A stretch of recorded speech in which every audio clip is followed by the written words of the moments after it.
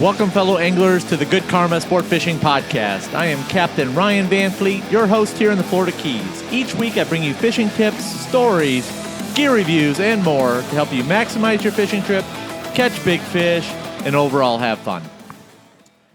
On a recent trip to the Patries with Bernardo and Pedro, really good clients that fish with me every month from the Miami area, something outrageous happened to me.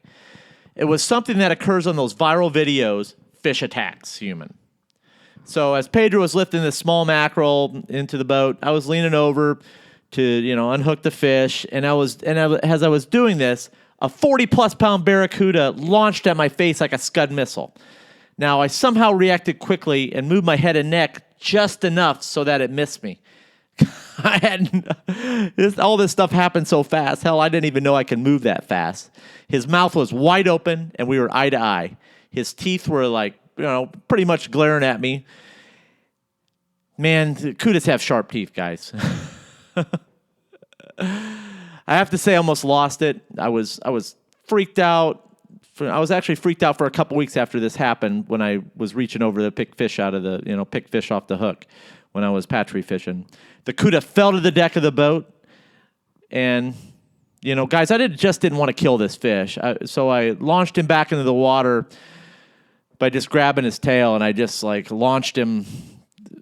I don't know. Everything happened so quickly. It was just a blur. So along the same lines, just recently, a woman did die almost died when a kingfish launched itself into a boat and grabbed her by the neck. And all I could think about was that, along with the old crocodile Steve Irwin. Needless to say, things happen on the water. You need to be careful and alert, especially when it comes to kudas.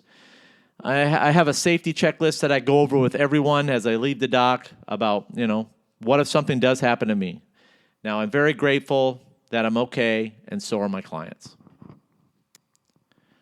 Almost every good fishing spot in the Florida Keys holds a big Barracuda or 10, wrecks and yellowtail spots. Yellowtail spots, they eventually show up into your chum, or sometimes they show up right away and raise havoc.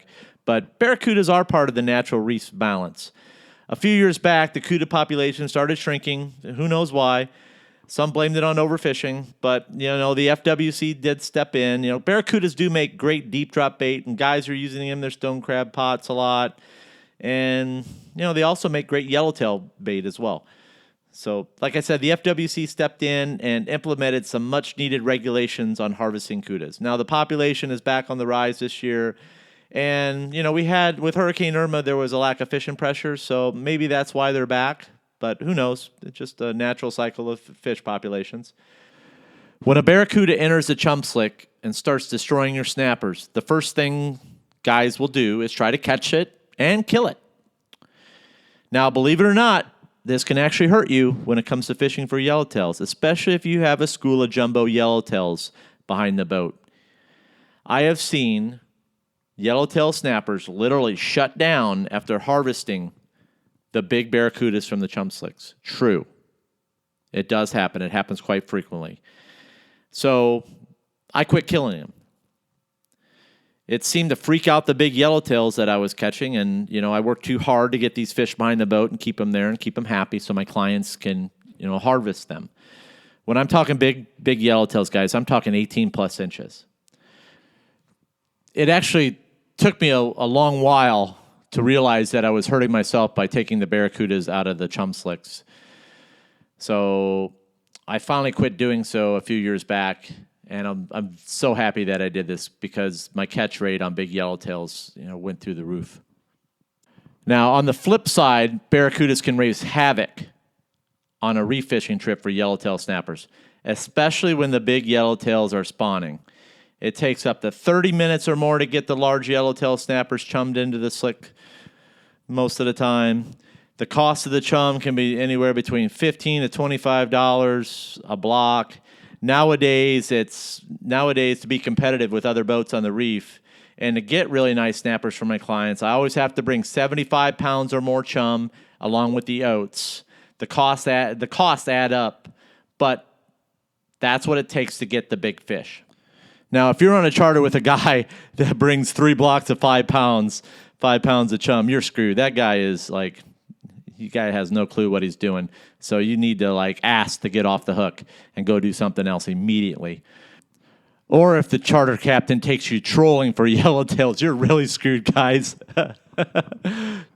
I'm just keeping it real. It happens a lot, especially with a lot of guys, a lot of charter guys that don't really know how to do it and don't want to make a mess of their boat.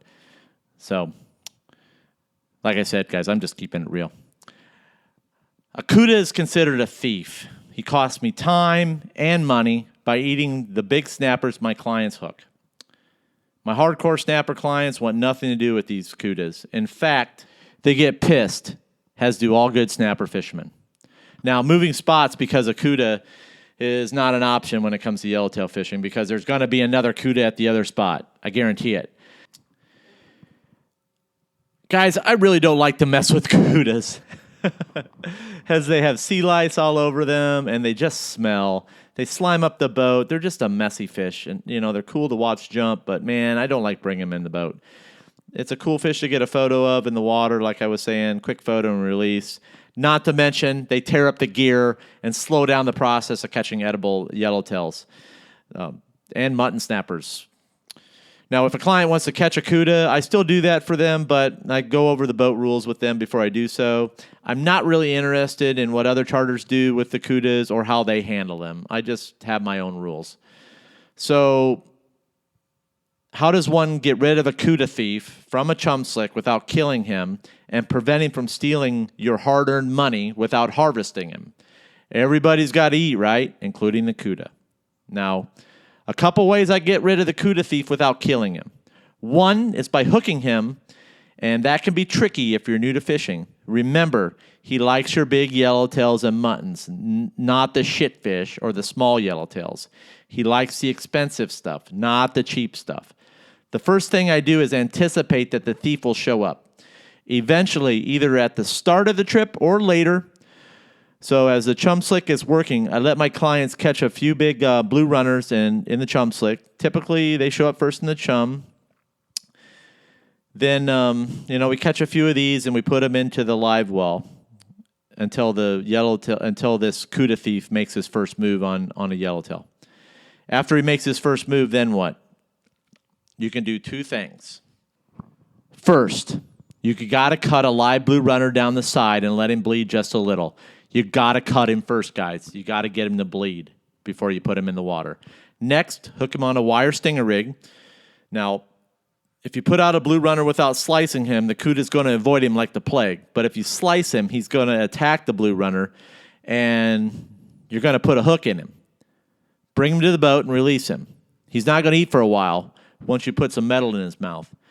If he breaks it off, he's going to leave you alone. Now, I don't like to hook them as I'm not a fan of dealing with them. So rather than hook them to get rid of them from the chum slick, I like to feed them by hand.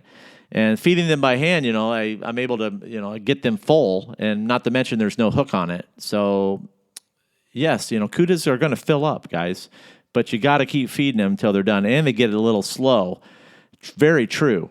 Now, this is what I did the other day on a yellowtail trip. I didn't hook them. I fed them until they were full, and then we went back to fishing, and they got slow, and we ended up getting our limit pretty easily.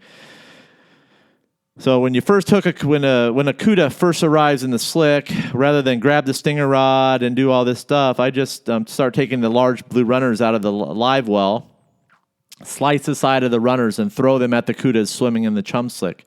The cudas go nuts for the bleeding blue runner. It fills their bellies right up. It works very well.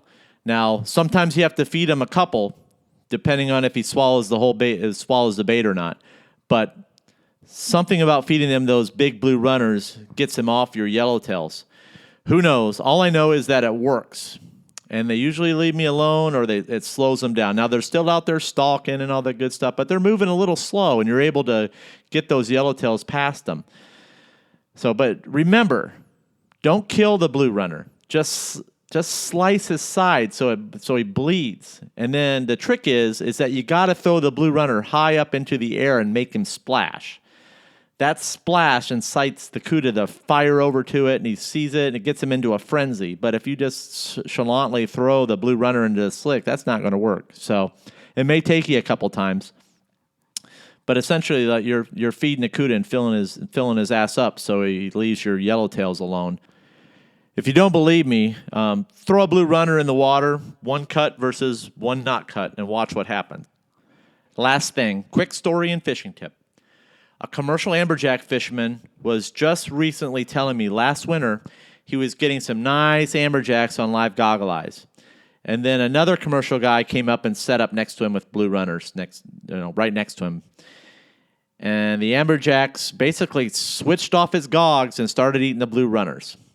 So to make money that day, the commercial guy had to return to the reef and load up on blue runners and then head back out to the spot. Sure enough, he arrived back at the spot and started catching the amberjacks with the blue runners. Pretty crazy, but this happens a lot with fish. Seen it hundreds of times, especially with mahi-mahi and sailfish. Just a little tip for you.